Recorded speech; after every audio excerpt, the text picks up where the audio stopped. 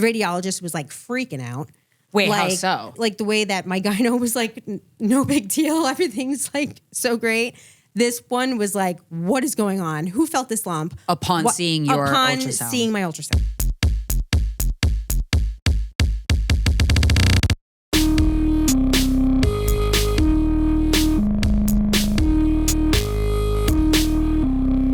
We are here with Dania Francis. I'm so excited to have you. We go way back. Your sister Daria was one of my first friends when I moved to New York. So we are here today under circumstances that I wish, weren't the case. However, so Dania, you were recently diagnosed with breast cancer.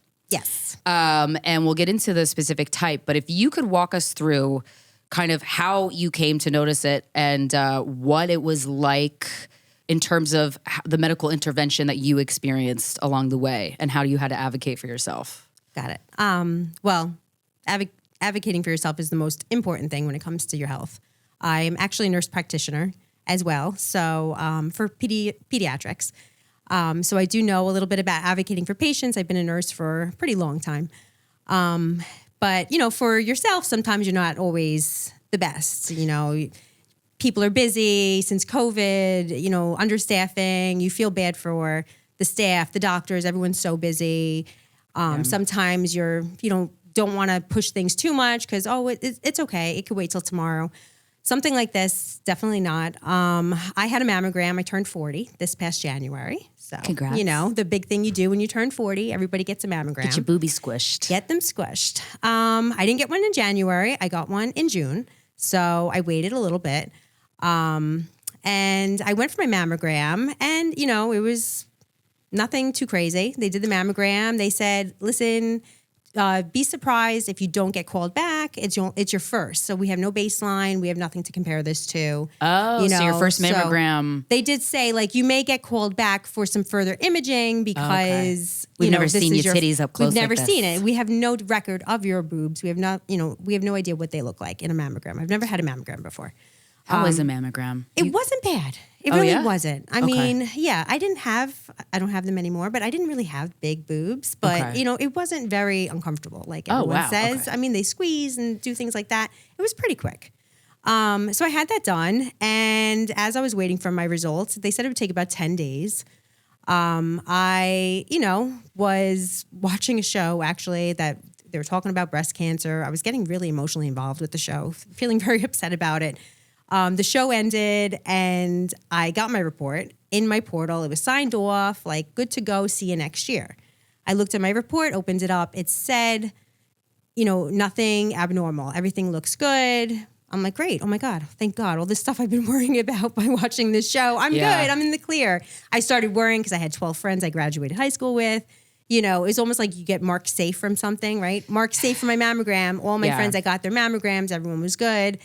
And then you start thinking about the statistics. 1 in 8 women get breast cancer. I was like, oh my God, imagine if that could be me. You just start thinking the worst while you wait for this it's stuff. like when you go to the ER and they're like, well, let's give you a pregnancy test. You want an AIDS test too? And you're like, I guess so. And then you're like, oh fuck, now I'm worrying if I have AIDS. You're oddly nervous for no reason. Right. Yeah, exactly. Oh yeah, I've been nervous about tests like that before. I mean, ridiculous things. Yeah. So, I had the mammogram done. The report came back. It said everything was fine. But I was like, I don't know. It says that I have dense breasts. I'm like, what does that mean? I'm like, I'm a nurse practitioner. I should know what this means, but I don't really know much about breast health. So besides doing exams and checking people for lumps, things like that, I'm like, wow, heterogeneously dense breast means that it's harder to actually detect cancer. So it said that in my report. In your mammogram. In my mammogram, saying you have heterogeneously dense breasts. This isn't always detected. This can't always detect cancer. However, you're good to go. But you're good to go. See you next year. Cute. I'm like, wait, huh? Cute. I'm kind of confused. I got this mammogram to see if I have cancer. Isn't that a mammogram? And the whole idea. The little PS there would make me think that I'm not good to go. Yeah, down below. New Jersey law says, we have to let you know you do have dense breasts. We can't always detect cancer. It's so wait, that's a law in, right, you guys were talking about that earlier. That's a law in New Jersey that was passed saying you have to let them know. They have to inform you have dense breasts and that it can't always detect cancer. But there's no standard procedure, it seems. When that happens, where's the ultrasound? Like, what's the next step? Like, why aren't I getting an ultrasound immediately? Yeah. Like that day, even, you know, like if you could see it, or when you get the report back, like, okay, now your next step is to get an ultrasound. There was none of that. It was just signed off, put in a portal, like nobody called. It was just that. Damn. So I went in own. yeah, pretty much. I mean, I was, you know, totally not comfortable with that. So I started doing a breast exam like that night when I got the report back. How do you do that? So you would do it once a month. Okay. You do it like pretty much 5 days after your period starts. Oh. Or just that's like or right if you don't now, get your 5 days after my period. or whatever, you do it the same time every month. You want to like stand, look in a mirror, put your hands on your waist, check your breasts for any changes. So any dimpling of the skin, any inversion of your nipples, any nipple discharge, anything that you see abnormal just looking at your breasts, like different, Oh, God, you know, I did not know that was maybe part of like it. different, like asymmetry, anything like that, if it's not even. And then you would lift one arm and then you feel with like the pads of your fingers. And then you're going to Pads feel like on the tips of your fingers? yeah, like the pads here. Yeah. You're going to lift one arm at a time and kind of just like feel all around the breast, right? Is your Just heart? like circling Boobs are around. so sensitive. I would. And to I'm not feel going to do for well with any the lumps, mammogram. you go into the armpit and everything, even up here in the collarbone area. You're going to feel like all that's that your area. nodes and then stuff. you go to the other side and you kind Okay. of just And you do feel arm up arm for the up, boob that you're arm feeling up. And then you just Okay. kind of like rotate around the area and just feel for any lumps, bumps, anything like that, any changes. You would want to, you know, say something right away and make sure you're getting the proper diagnostic test after that. Yeah. So I started doing that night when I got my mammo back, and I was like, wait, there's no way. I don't feel anything. I'm like, I'm just playing tricks, you know, like there's no way. But I started to feel kind of a little something on my left breast.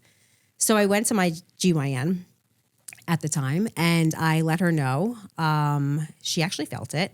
She said that it didn't feel suspicious and that I said, I don't feel comfortable with this mammo report. I have dense breasts. What's going on? Shouldn't I be getting an ultrasound to make sure nothing's there? And plus this lump. Yeah.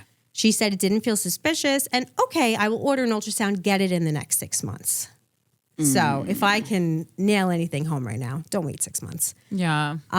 Does your GYN, did she do breast exams at every visit that you had? Because mine does. They do. Yeah, Yeah. mine does too. She would do the visit, Right. like the well visit. She Right. would definitely do like a breast exam, kind of just like quickly going over the breast area and everything. Kneading Some it like I've a noticed kitten. are better than others, Yeah. like it's just I everyone's had kind of one different. lady that just went swipe. I'm like, that's not thorough. Yeah, Come you on. kind of want it to be a little more thorough. But, Yeah. again, like everyone is so busy lately. It seems that it's like you need to put the power in your own hands Yeah. because it's just scary because people make mistakes, right? Doctors make mistakes. I mean, Yeah. Oh, I've learned a lot Like- from Yeah. Corinne's experience with doctors of having people to like make advocate mistakes. for her, They're human beings, herself and her. you Yeah, know? yeah. So at the end of the day, it's like we have to do the best to like just make sure we're in the driver's seat with our health. So Yeah. So she felt it. She said next 6 months, whatever. I was like, okay. I'm mad at myself now for not that day being like, no, I want one right now. Like, give me my ultrasound today. Yeah. Because with cancer, things change quickly. So I, got it in the next month, because it was not suspicious. So I Yeah. went, and it was a pretty crazy day that day. I went in. My husband just happened to be off work, and he was like, come. He came with me. I'm like, Good. just come with me just in case. Thank God, because it was like a rough day. I went in. The radiologist was like freaking out. Wait, how Like, so? As far as like on a level of like alert, like the way that my gyno was like, no big deal. Everything's like so great. This one was like, what is going on? Who felt this lump? Upon seeing your ultrasound. Seeing my ultrasound.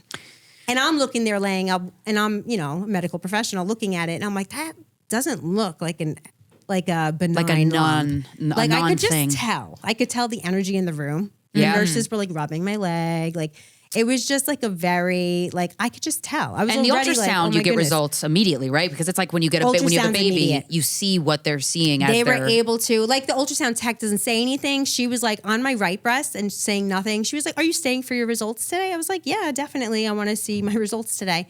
Then she went to my left breast and she's like, and I'm like, yeah, I have a little lump there, Yeah. And she goes, oh, okay. And then she left the room. I was like, no. This is great. Yeah. Was your husband in the room with He you? was in the waiting room. Unfortunately, they didn't let him back there. Even when I knew something was going on, I said, can my husband come back here? But like so when you're getting like your mammos and your ultra, all the women are like in spa robes as if you're at the spa. Yeah. So like you're like topless but wearing robes, so they don't like let men back there. I'm like, okay. I mean, All right, I I guess it's like for protection. This isn't exactly like, I'm like, he could care less. a He just pornographic feel. Exactly. I don't think he's very excited to be back here right now. A bunch of titties?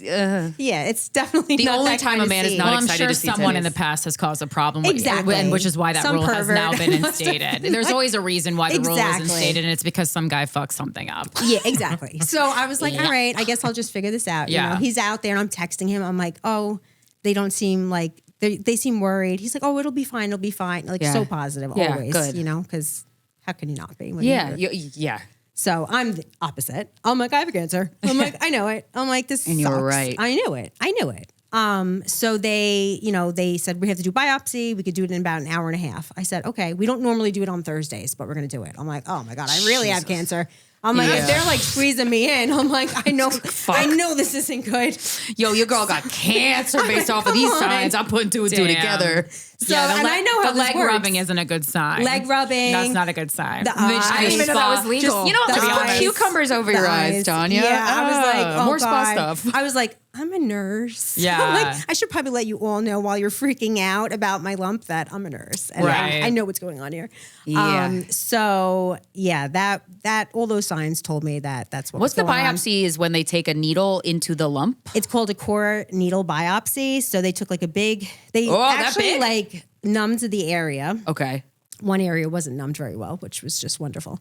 But they numbed the area and took 9 samples. That was another thing that I knew. I was like, 9 samples. I'm like, come on, like, what's going on? And that needle that big, like your freaking forearm? Yeah. That's the size It's of pretty, the needle? Yeah, it was pretty big. Whee. So, And your husband but couldn't be again- with you when you got there? No, no. 'cause of He the was in the titties waiting out. room because of the Because boobs. some dude Yeah. named Larry fucked it up. So they did the biopsy and then it was like 3 to 5 days. So I Had a Just great, relaxing really time for 3 to 5 days. weekend. That was on a Thursday. What do you do? Like, I did a lot of gummies. hell yeah. Because I had to relax. I Yeah. didn't know, like, and I'm not really one to do that, but I'm like, I need to relax. Like, Yes. I had to try to like kind of shut my mind off because like I already knew. I mean, it was like I was already that whole weekend, like, I have cancer, Right. And like my husband's like, you're nuts. Like, you're manifesting this. Like, this is, I'm like, I know, but I Yeah. know that I have it. You also Like, know your body better than anybody ever could. Exactly. And I could tell, by the looks Yeah. and the ultrasound report, hypoechoic mass. I'm like, that doesn't sound benign. It just, those things. So I was at work on Tuesday and on my lunch break and a call came in and I'm in my car, like, take the call. And it was the GYN and said, I'm so glad we decided to get this ultrasound. The I'm one who like, didn't I mean, order the ultrasound for you until you if asked. I listened to you, I'd be getting it at Christmas, but Nope, whatever. lady. That was not the time. Fuck this wee shit. I got a bigger fish to fry. Yeah. I'm like, yeah, I got it. She didn't really know much about it. She just knew I had invasive ductal carcinoma and also DCIS, which Okay. is like ductal carcinoma in situ, which means that it's like contained to the breast. So that's Okay. kind of like the stage 0, like the lowest one you can get, Yeah. non-invasive. 'Cause it hasn't- type. yeah, it hasn't spread. It's usually just like contained. But then I also had invasive ductal carcinoma. So Okay. that was what she told me. I needed a breast specialist right away. Gosh, you had to get this news from the person who was like, just wait. Yeah, you have 6 months. You're good to go. Like, Yeah. see you later. Yeah. So she, obviously, I'm sure that wasn't an easy phone call to make. Of course not. So I was just hysterically crying. I hung up the phone. I came out of my car. My medical assistant was in the parking lot. I just started crying to her. I have Yeah. breast cancer. I can't go in there and see the rest of my babies this afternoon. Yeah. Like, I had a whole slew of patients I had to see after lunch and I couldn't function. Yeah. So I went in. Thankfully, I work with all women and my boss was like, go home. Yeah. And you're out tomorrow We got too. you. Yeah. Figure out what you need to do. You're going to Yeah, be yeah. okay. We'll figure this out. Like, know. Good. So I did. I just like drove home and I'm like, I can't even call my husband. I'm just going to tell him when I get there because he was home because he's a theatrical teamster, so he's been on Right, a so strike. he's- So, yeah. you know, blessing in disguise in a way because he's been home with us, you know. But then when for the all this. union's on strike, the people who work for the union don't get paid. Yeah, That's exactly. fucked, yeah. Exactly. So it's been like, you know, when it rains, it pours kind of thing for us, but we're figuring it out. Luckily, my sister, the angel that she is, She's such a fucking angel. created oh my this God. like meal train for us that was supposed to start with just a few meals, and people just started donating a lot of money, and it was Yeah. just very Good. amazing because I don't know how we would probably do it without that Yeah, because 2 kids and then one of the two one of the kids. He's my one of the parents is breadwinner, not and earning he's, money. He's not earning right now because Yeah. he's been on the strike, and because he normally drives talent. Yeah. And I am a nurse practitioner working in a pediatric office where I can get sick, and I had to have surgery, so I had to take off work. And Oh, so you don't get paid for that? I'm like on short-term disability. It's like, you know, Okay. yeah, because I don't have like a full-time Jesus. gig. I was like, it's called per diem as I a see, I nurse. You see. kind of just work and you get paid as you work. Ah. So I, Damn. yeah, craziness. So I, you know, had that diagnosis. We, you know, quickly got to two breast cancer specialists. We wound up at Sloan, and I had surgery on August 31st. Okay. I had both my boobs removed. It was stage Stage two. 2. Stage 2. They saw in my pathology that there were some hormone positives. There's different types of breast cancers. So they saw some hormonal positivity like estrogen and progesterone. So with that, they decided to go in to do surgery first. and remove both. So they could have done a lumpectomy. I wanted to be really aggressive. I said, Yeah. you know what? I am not messing around. I have 2 kids. I have a lot of life to live. Yes. I don't really care about my boobs. Yeah. You Yeah. know, I'd rather be whatever. there. Honestly, for my I really don't. life. Like, you Yeah. know. So I decided to get a bilateral mastectomy. That was So kind they're of like both- a choice. So they get like taken off. they took both my boobs So you off. have no, that's why. Is that wild? It was wild. And I was in the hospital for one night. That's what's even more wild. It's crazy. But I mean, pretty amazing what they do. Like Yeah. the surgeon literally went in, took out both my boobs, a couple of lymph nodes, because that's where they travel first. So Your nipples? my nipples are gone. Yep. They're gone. They're gone. You could do nipple Whoa. sparing, but I decided not to spare my nipples because I was scared if Right, anything because if spread that there. has, yeah, So totally. I said, don't spare them. Just take everything Yeah. because that's something for another day. We'll figure that out. yeah. So she did, you know, she took off both breasts. Thank God I did that option because my one tumor kind of started growing another tumor. And they biopsied everything and they found out that there was no hormonal receptors and I have triple negative breast cancer. Triple negative breast Which cancer. is like a breast cancer that affects, it's only about 10 to 15% of breast cancers are triple negative. Okay. So it's actually a little more rare Okay. and it's a lot more aggressive. Right. And you were saying this is a cancer that's common for black women. Yes. Which is like important to know because I feel like the medical industry is shit to women like in so many ways, but also too you read so like about black women just getting The like disparities. not Yeah. the care that they need, which Absolutely. is so fucked. Yeah. And so So- that's what I found, that it actually affects Hispanic and black women more. Wow. I mean, I'm neither. You're I right. mean, I'm Italian, Irish, German, Scottish. I don't know. But All the whites. yeah, and I don't have any, like I did the genetic testing. I don't have like BRCA or anything like that. So Oh, that was that's like something you could see. Yeah, you can get like genetic testing done. So I don't have any of that. So they were like, yours is just spontaneous. I'm like, Oh, cute. awesome. So, I've been blessed with this. So yeah, that's the kind I have. So like after surgery, I was healing from surgery, feeling pretty good, like, getting on the road to recovery. And then that came back, the biopsy results saying, actually, you don't have estrogen and progesterone. It's triple negative. So that was like another kind of hard hit because it was like a new diagnosis all over again. So And was the plan always to do chemo after the double mastectomy? It was. If triple negative, sometimes, you would do mostly chemo before because they find that it like shrinks tumors and everything like that. But with hormonal, when they see that, they actually do mastectomies first. Okay. So that's why I had my mastectomy first. It's doesn't- aggressive, so you want Yeah. So I'm glad like everything was removed. I actually had a PET scan too after my surgery. So they scanned like everything from my head all the way to my thighs. Oh. And nothing lit up. Thank God. Nice. So, I mean, that was probably one of the scariest days of my life. Getting a Besides, PET scan. oh yeah. Because you had already been through the surgery. You were already I been mean, through. I'm already like at don't this give me a fourth point, I diagnosis. don't know what else could have happened. You know, I found out it was a more aggressive type. I found out it kind of sort of traveled into one lymph node. There was some cells in another, but the other 2 lymph nodes were clear. So I was like, oh my God, you know, so then I just went to the PET scan that day and I just kept repeating like a mantra over and over again. It is just here. It has not traveled. You have nothing. Yeah. No That shit evidence works, of man. disease anywhere else. And, you know, those results came back like 2 days later. It was rough. I was praying extra hard and just, I mean, I think I didn't even talk for a whole day to anyone. I just sat outside and stared. Yeah. And like collected your energy and just focused. You don't on, really know what's going to happen with something like that. You know, nothing you can do. And having 2 kids is like that adds a totally different. This has been, it's been very scary. That came out clear and I started chemo. So now I've had 2 rounds. I've got 2 out of 8 total. 2 right? out of 8 total. I go every other Monday. And what's chemo like? It's not as bad as I guess you would think. Okay. I mean, you know, they give you a lot of meds beforehand. They really do a lot to manage like the nausea and the side effects and all that kind of stuff. I'm trying this cold capping, you know, I'm trying to save my hair. We'll see. I'm not sure. My chemo's pretty strong. So we're not cold sure capping, for people who don't know, is you were saying this earlier, they are hooking like a cap to your head that blows air conditioning. So it's like you. hooked up to like a portable air conditioner and it's like a cap that goes on your head. And it's like freezing. You have like brain freeze. Like the first 15 minutes, really? you're like shocked. And then I think you just get numb because then you're like, I'm so cold, I can't feel it. So if it hurts, I wouldn't know. Right. Yeah. So you have to like keep it on the whole treatment and it's supposed to protect your hair follicles. I mean, I'm doing this literally for my kids.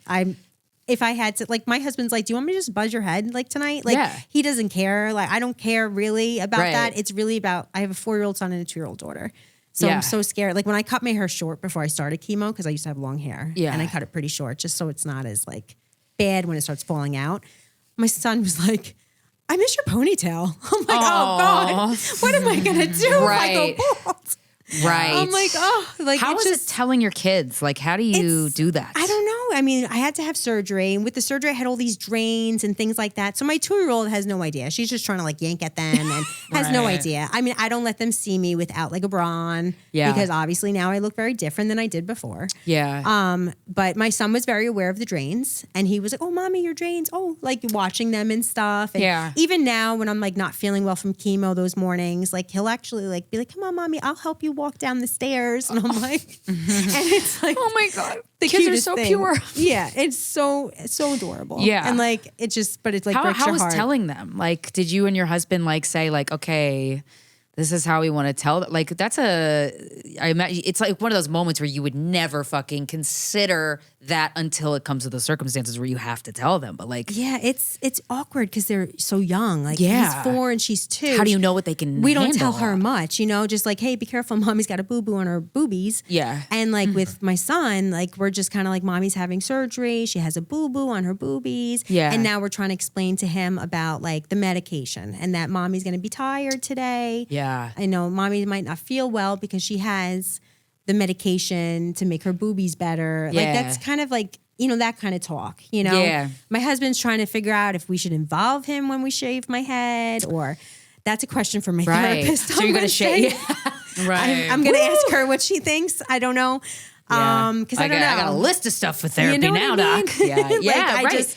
Because how do you it's- know what's going to I mean, being a person in the world is damaging. So that's going to happen. So You it's worry the about kids- everything. You know, parents are going to, as much as thought as they can put into it, the kids get fucked up in some way from something. But yeah, I imagine, yeah, that's a lot to consider. It's a lot. Yeah. So I'm trying to figure that out. That's my biggest thing right now is like, besides feeling sick and getting through all this, is like how to kind of approach that with To them. navigate that with them. Yeah. Because I'm sure it's going to happen. It's kind of like, Are you going to shave your head? I mean, if it keeps falling out the way it is, like, you know, it's falling out, but like probably slower than if I didn't do the cold cap. So that's good. Yeah.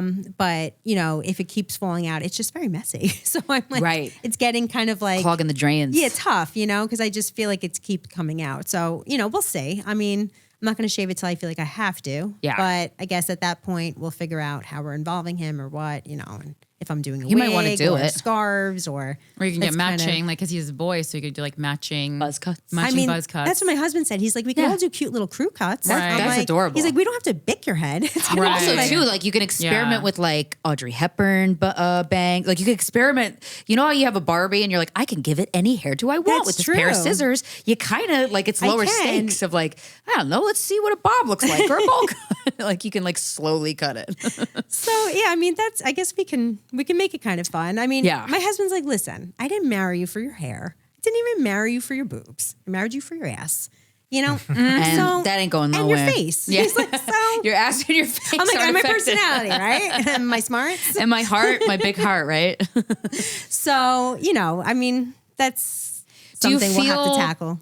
Do you feel like different about like your femininity, or was that never even like a thing? I know like once you have kids, like the focus is completely readjusted in a way that I just don't understand yet. But like, do you feel different as a woman, or are you just kind of focused on like day to day, like how do I make this day good so we're all good and I feel okay? Yeah, it's odd. Like I feel like, you know, you would think losing your breasts that like you would like feel like your like womanhood was taken from you, but like I started wearing like earrings. I got a few new bras now. Cute. Like, you know, I have like my expanders in. I get my little like saline pumps every couple of weeks. Oh, like, in the boobs? So I have like when they took my boobs out, they actually put expanders in. Oh, So what's the an expanders are there to like kind of like stretch your skin and get it ready for my reconstructive surgery that I'll have at the end of all of this. Okay. So it's like You could come out of that with knockers. yeah, I mean, basically, we're kind of Whoa. like figuring out. I get like fills every 2 weeks now, and they just fill up with saline, and Oh wow. I get to try on bras to see if like this size works for me or what I want to do. Whoa. So Designer breasts. yeah, so it's like That's you know, wild. to me, I was never attached to my breasts. I guess Yeah. you know, like I couldn't really breastfeed my kids very well. Like I did Okay. a little bit, and That's you know, great then. Growing You- up, I really never loved them. Like, Okay. you know, like it was like not you're like, like, my good like riddance. it wasn't like my like thing, you Yeah. know, like we're like, you know, oh Yeah. look at my boobs. You know, So like yeah, I didn't in high school, middle school, it's like, oh, so and so, she's got the tits, she got the ass. Yeah, it tits wasn't weren't really- your it tits wasn't weren't my on your name thing. card. So Yeah, it's like I don't know. And I guess just because I was so scared for my life and for my kids that it was like, take my boobs, Yeah. please. Like, just don't take my life, you know, like Yeah. just take them. I don't really care. Yeah. And now it's like, you know, I wear a bra and I feel normal, like, Awesome. you know, pretty much like, and it's funny because I'll see people and they'll be like, oh, wow, it looks like you have boobs. It's like, People are just like, honestly, I found like anytime I'm going through something, people have such a hard time tackling anything that's like the important part of an issue that they'll just start talking about the part that literally doesn't matter, which is like, it's like, oh, did you not hear the part where I almost fucking died? Like you're worried about my tits. People are idiots, but it's just like it's their own nervousness around stuff. it is. People really don't know what to say to They have somebody when no they get idea. It's diagnosed with it's like breast cancer. embarrassing. It's really Yeah. awkward. It's and like so awkward. I'm like I almost feel bad for people I like when know. they're trying when they They're see me actually out in floundering. public. It's like It's pathetic. It's like oh god, it's Dania. You Yeah. know, like it's like awkward, and I'm like it's Yeah. fine. I'm fine. It's all right. Like Yeah. you know, like that's why I kind of like put myself out there and shared it with a lot of people because I just felt like, you know, why not? I'm like, I Yeah. really have no shame in it. Like, I don't really Well, care. also, too, like, part of your story is you advocated for yourself and detected something a lot earlier than if you were to allow yourself to be left in the hands of the medical professions that Exactly. you were in the hands of. Yeah. And it's like, oh, we got to not yeah. do that ever. Like, 6 don't. months can make a really big difference. Yeah, especially with that aggressive of a spread. Oh my goodness, yeah. So it's definitely not something to like play with. It's like if someone says wait 6 months, it's like why? Yeah. Like, just don't wait. You know, So you have 6 more rounds of chemo, right? 6 more rounds of chemo, And then after that, what happens? I get like a month off, and then I do 5 weeks of radiation, and then Oh, that's wait, when radiation is different than Yeah, what's the difference between chemo and radiation? Chemo is like the infusion. So right now, I had the surgery, everything was taken out. Now they do the infusions every other week where they're killing cancer cells that might have escaped, like or gone somewhere or might have been, because you can't really tell if you have cancer cells like from a scan. So Right, 'cause they're it's so killing tiny. it now with the chemo systemically. So it's like all over everything. And you know, they're killing some healthy cells too. That's why you lose your hair and things like that. And then after you're done with chemo, I'm doing radiation for 5 weeks. So for 5 weeks, I have to go every single day for an hour and I lay on a table and every day for 5 weeks. every day for 5 weeks, Monday through Friday, not the weekends. But yeah, Monday through Friday for an hour for 5 weeks. And they're going to radiate like my whole area here. What does that mean? Like, radiate like they basically like a tanning bed? Like, yeah, it's kind of like you lay on a table and they kind of just shoot radiation at you. And they're just like basically going to like light up all my lymph nodes and that whole area and like radiate everything to make sure it doesn't like come back. Oh, okay. So this is just an extra precautionary measure. So basically that's what you do radiation for too. What are the side effects of that? Fatigue, like skin rashes. Like, I mean, I'm lucky I'm doing it kind of like in the winter because you wouldn't want to be in the sun or anything. And you know, because like your skin is going to be pretty like sensitive to everything. Maybe itchiness, stuff like that. And fatigue, of course, because everything's just fatigue, it seems. You know, like with chemo and it's all fatigue. But they gave you, for the chemo you were saying earlier, that they give you steroids, which is mandatory because if you didn't take steroids, you'd just be like asleep 24/7. I don't think you'd be able to like move without the steroids. They give it to you like on the day of chemo. And then it was funny, like the first time I got the chemo, like the next day I took the 3 I was prescribed. And then I was feeling really energetic. I wanted to go on like a hike. We never really hike. I like climbed the top of a little mountain. I mean, I was feeling really on top of the world. Chemo Donnie, basically. Yeah.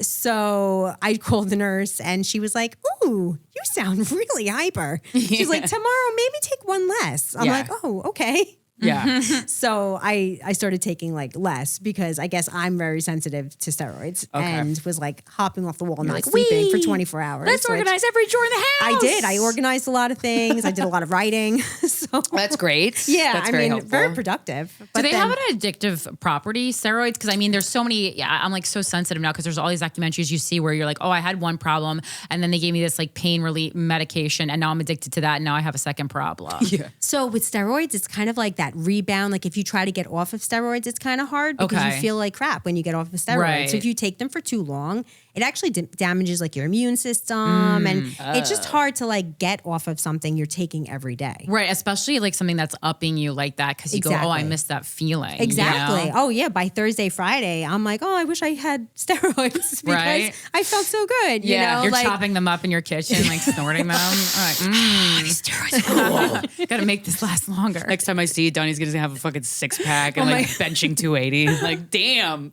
Dania loves. I know. Roids. No, they're definitely. It's nice. It's good though. You deserve feeling. to have like some fucking a few energy. days of like yeah. But you know, then you kind of get back to your normal like the week later, and then you go back for it a week later. So it's like you know you could get that hit again. Yeah, it's like every other week you're fiending for chemo because you get the roids. How is it spiritually?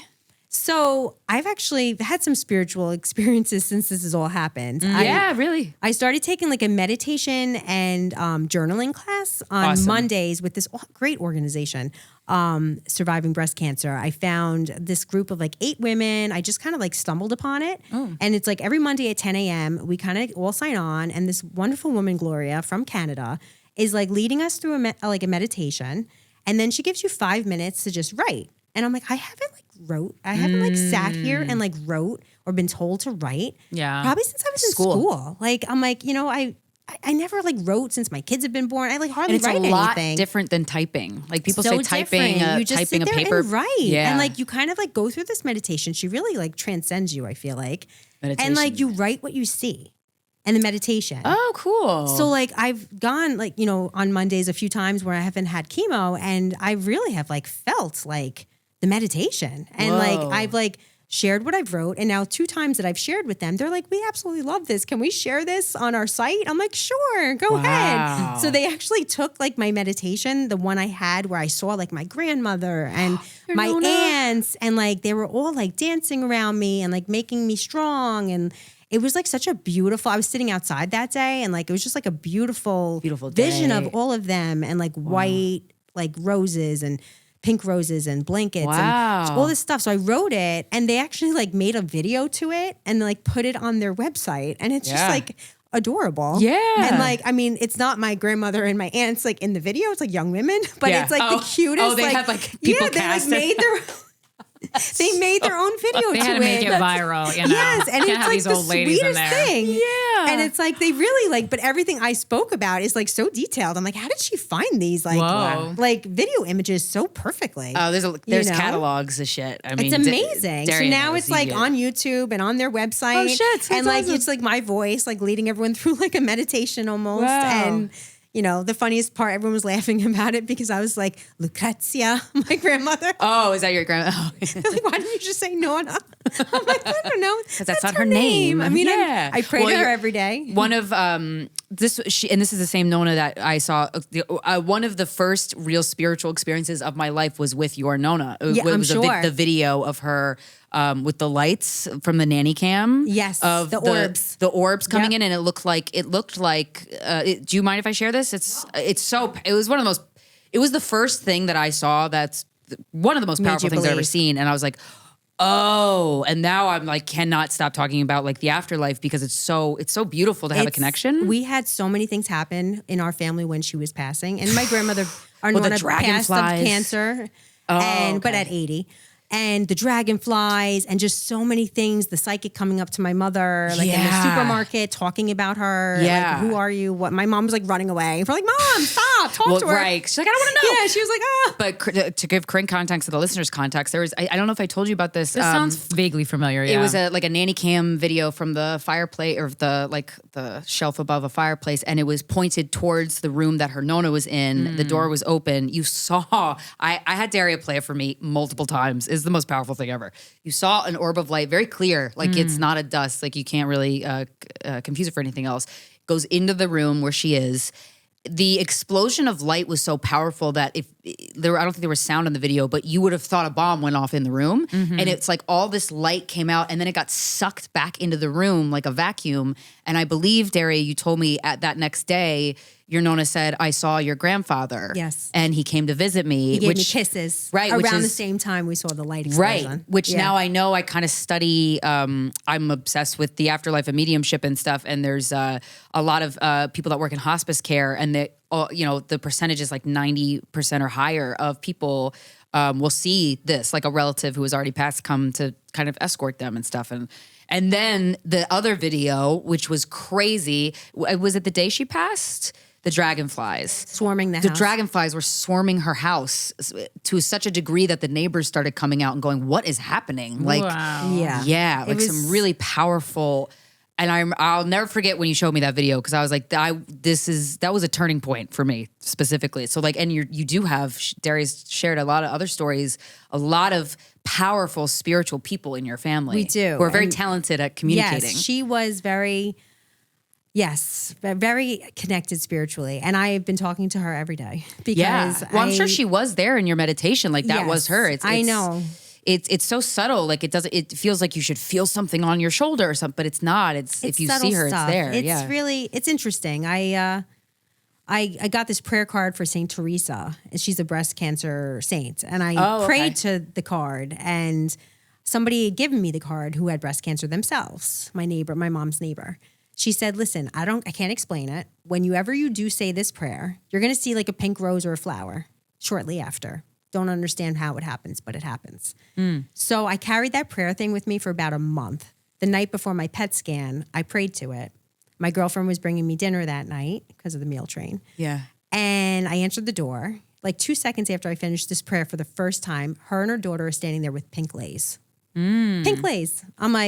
I started like, Damn. I'm like, oh my God. And she's like, what? And I tell her what happened. She's like, Dania, that doesn't give you comfort. Yeah. I'm like, I know, it does. Yeah, you got a team of people. It definitely gave me comfort. So like now I have that with like, all my little things, like my prayer stuff from my grandmother, things that I just kind of like touch and pray to every day. Yeah, I Because think it just kind of like helps. Like, Oh my God. It makes you feel, like I met a woman like in a waiting room at one of the Sloan waiting rooms when I was getting a scan, and she took my number. She was like really drawn to me, and like, she reaches out to see how I'm doing. She reached out that week too. Oh, wow. And was like, sent me like a mass about Saint Teresa. I'm like, this is so bizarre. Yeah. But I'm like, hey, it's got to be something, It you have to hold 100% on to is. something because it like helps you get through. Like, And it's so potent. And I think that people like, you want to mind your nutrition, you want to mind your mental health. But I think your spiritual help during having a disease like that is vital. I think it's top 3. You have to and you have to. Do you have mental side effects from the chemo other than fatigue, like depression? I mean, the first week that I got the chemo, I felt like really depressed, like after the steroid crash kind of thing. I was crying a lot and just like really upset. I'm still struggling with it a little bit. I went on, I'm on like a low dose, some like antidepressant right now. I'm taking like a little bit of something for anxiety just because, I mean, it's like life-changing, this diagnosis. And I have 2 kids and I'm trying to like operate my life every day. So I'm seeing a therapist for the first time on Wednesday. So I'm very excited about that. Oh, nice. Yeah. So that'll be good. Just for the first time in your life, or no, the first time like in a while. Oh, like okay. I haven't gone to a therapist since I was like single many, many years ago, living in the city, just for like, regular stuff, and I haven't seen a therapist in so long, but now I'm like, I need one. Is it a specialty? Like, is it someone who knows how to deal with? She's somebody that's actually dealing with cancer patients. Oh, wow. So because for a good while, I was just crying every day. I didn't know how to get through. I'm so scared about, my future. Am I going to see my kids grow up? All these kinds of things that it's like, worrying about it every day isn't going to do me any good. I know that. But I think it's like an interesting part of like grief though. Cause like when we talk about grief, it's also often grieving the loss of someone else. And I think like this is very interesting, like grieving your own situation. That's what's hard. I do feel like I'm grieving my old self in a way because it's hard when we like go out and we're with other people and it's like, I would never want this to happen to anybody. And it's like, I see other people just like having a normal life, having a beer, enjoying themselves. And I'm like, oh, how lucky she is that she doesn't have breast cancer. Like, it's crazy what you think, and it's like, it's isolating. It's definitely an isolating thing. So it's like trying to get the mental health on board. Like you have to figure that out too, because you could just crumble. I mean, and I imagine like you got to incorporate humor as often as you can. Oh, we laugh. Like, I mean, my husband and I, he was like, my little angel, like after surgery, like showering me and emptying out my drains, doing things that like, you get to see like your partner do something for you that you've never seen. Yeah. I mean, I guess when you're pregnant, but it's like, he makes it feel like funny and he still makes me feel sexy. So it's like, really? I guess That's that nice. helps, like it's definitely hard because I don't always feel that way, but he's just like, who cares? Like he'd be showering me right after surgery. Like, I want to do you. I'm like, really? I have That's like 4 beautiful. drains hanging from me. So I don't care. You don't care, right? Yeah, hey, I'm like, new kink unlocked, baby. Yeah. So, I mean, we're remaining intimate during chemo. I mean, That's it's definitely amazing. hard, but that's amazing. When I feel good, we do it, like it's and it's so good for you. It's oxytocin. I mean, it's just, sex is just great for you. It's exactly one of Maslow's hierarchy of needs. It is an important thing. We've talked a lot about on Guys We Fucked. We had one episode where Corinne was talking about an instance where a woman was taking care of her ex-husband. She already had a new partner who was kind of like a vegetable in a way. And and we were talking about like, when you marry somebody or when you're like in a long-term partnership, the in sickness and health and all these things you don't understand because you feel healthy and you feel good and you're like, we're never gonna die. We don't have to worry about We're that. never gonna age. Yep. Nothing's gonna go wrong ever. You just blindly sign that contract. You do. Really. You don't realize what's going to happen, and it's how lovely to have this unfold, this new layer of your romantic partnership, your marriage unfold, and you get to see him show up in this way. I imagine that just makes it so nice for you. Like it's just, that's so nice. I'm so glad that you have that support system. It definitely probably would be hard if I was alone, I think. Yeah. Or had a partner that was like uncomfortable with it. There are partners that are uncomfortable. Like there are partners that like don't want to like even see a woman's bald head or, things like that. And, that we're not there yet, but how hard for them, like things like that. Or, sorry, you have to look at my scalp. Or might not go to appointments. Like, he's gone to every single appointment. He's watched the plastic surgeon circle my boobs and, figure out like what he's going to do and all those things. And, now he's like, all right, so we'll shave your head. Like we'll figure it out. And I'm like, I don't know if I want you to shave my head, but we'll see. But that's a team. That's a team, it's baby. definitely a team. So, every time I'm crying and I want to go back to 5 years ago when we met and I was this like sultry, confident, beautiful girl with like not a care in the world, like luring him to my apartment. I was like crying to him this morning about it. I'm like, I want to go back to that. And he's like, it's okay. We're here now and we're going to be stronger because of this. Yeah. We might help other couples that go through this. And show and what's more them. confident than going through cancer? Like what? Like, I mean, dude. It would almost be weird if you weren't like crying that you had cancer. Oh, yeah, it would be so weird. Yeah. Yeah, definitely. Yeah, because then I'm like, what? You're gonna explode later down the road. Yeah. No, I let it out. I definitely let it out good. often. Because that's good. Like, maybe too much to my family. No. yeah, but that's what But when a family member is going through something, you're fucking there for like, let's cry, baby. Like, oh my God, like that's what family's for. Like you can lean on them. That's amazing that you have between your husband and your sister. I mean, you're fucking. Yeah, I know. She's that's amazing. a good ass support system. She could write a book about how to support somebody through cancer. For sure. Yeah, Terry's the fucking best. So we have to wrap up, but what would you like to promote? What would you like to share? What message do you want to make sure people understand? Let's that breast cancer literally can happen to anyone. 1 in 8 women, even men. It doesn't discriminate. You can be super healthy. You could be not so healthy. You can be any color, any race. And you can be any age. Literally, it can happen at any age. It's supposed to happen after menopause more often, but we're finding it happening in your 30s, your 20s. I mean, I got my mammogram at 40 and found out I had breast cancer shortly after. So, it can happen literally to everyone. And I wish that I paid more attention to like my breast health. Before this, Breast Cancer Awareness Month, every October, I would run 5Ks and all that and do all that kind of stuff and donate money and here and there. But like, I wasn't really like thinking about it, and I guess I want people to like actually think about it and like feel it because it's real and it like totally disrupts your life. And if you can catch it early, that's like the best thing. Early detection is Early key. detection is like literally key. Pay attention to your body. Yeah, just know your boobs. Check them every month. I saw somewhere that they're not even like saying that you need to do breast self-exams anymore for some reason, but just do them. I mean, just feel your own breasts. And if a doctor says wait 6 months, just don't wait 6 months. Just, get your mammogram. If your mammogram says you have dense breasts, get an ultrasound. And to even look at that part of the mammogram, I mean, you're saying the state of New Jersey requires that they have to let people know. What does the state of New York do? I don't know. And I'm not sure. Well, my doctor asked for both off, like right out of the gate, immediately. Yeah, regardless. I don't know that that's New York law, but like they definitely, and also like, and when I went to the office where they did the mammogram, like they were all doing ultrasounds too. Because I was even going to say, I was like, I started recommending after my GYN recommended to me for people to get their first mammogram at 35. I think that makes so much more sense. Like you have to request it so that you obviously, so that it can go through your health insurance, but they should like, when she prescribed me to go get the mammogram, she also said like, yeah, breast cancer's on the rise and we're seeing it a lot younger. So now I'm starting 35 and up. That was a very smart thing to do. Doctor. Yeah. It should be 35. I mean, it should be 30. It should be after you have a child. Yeah. Because we're having kids later now. I didn't have my first child till I was 36. Yeah. Right, so when you have a baby later in life, that actually increases your risk. Dense breast increases your risk. Know your family's history. Yeah, absolutely. Like really know your family's history. Yeah. Like, has anyone had breast cancer? Did anyone have prostate cancer? Things that could be linked. Right. This is so important. Like the family history.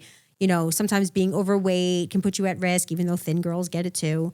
There's just so much that people really don't think about it. And then can we talk about this app? Because I was saying to you how, if you're a woman who wears makeup or a man who's you have lotions you put on your body, you have foundation you have hairspray, you have shampoo, all of these products are chemicals that are being used daily. You mentioned an app that you can scan the actual product or the label of the product. Yes, it's called Yuka, Y-U-K-A. Y-U-K-A. My aunt actually turned me on to it. And it's like literally you could scan barcodes of food and like products. Oh, scan the barcode. Yeah, awesome. just the barcode. And it'll show you if it's like got anything hazardous in it. So like one of my steroid-induced nights, I emptied out. Freaking scan everything in my house. I emptied out like 3 garbage bags of beauty products that I was like, oh my God, there's something horrible in it. And just like tossed it. And it will tell you which chemical is bad. So it's just it actually gives you like the hazardous, if it's a moderate risk, low risk, things like that. Like, Thank so I've God been kind of like exists. using it now because now moving forward, I'm just going to make sure like I do everything in my power to like prevent a recurrence and